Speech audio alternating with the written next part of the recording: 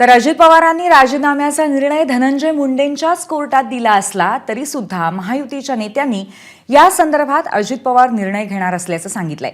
राजीनाम्याचा निर्णय हा अजित पवारांचा अधिकार असल्याचं संजय शिरसाट यांनी सांगितलं।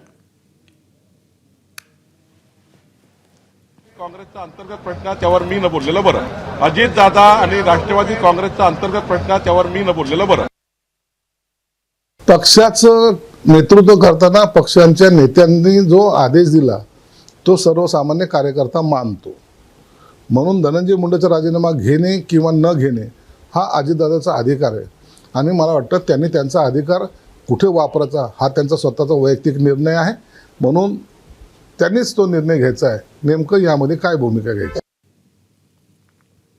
दरम्यान ठाकरेंच्या शिवसेनेच्या उपनेत्या सुषमा अंधारे आणि सामाजिक कार्यकर्त्या अंजली दमानी यांनी यावर प्रतिक्रिया काय दिली आहे पाहूया।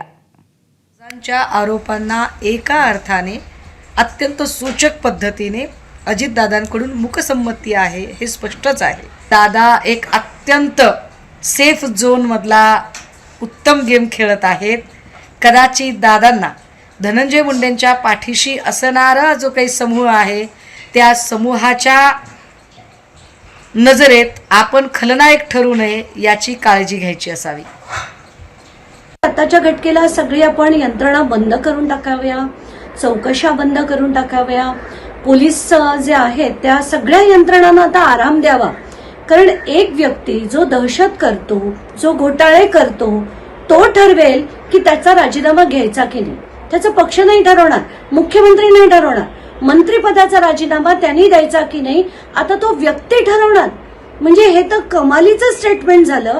आम्ही जे जे मांडलंय, मुद्दे सूद मांडलंय, प्रत्येकाचे पुरावे दिलेत, त्याच्या चौकशा करायचे सोडून तुम्ही आज जर म्हणत असाल की त्यांना ठरवू दे तर हे अतिशय हास्यास्पद आहे। एबीपी माझा, उघडा डोळे बघा नीट।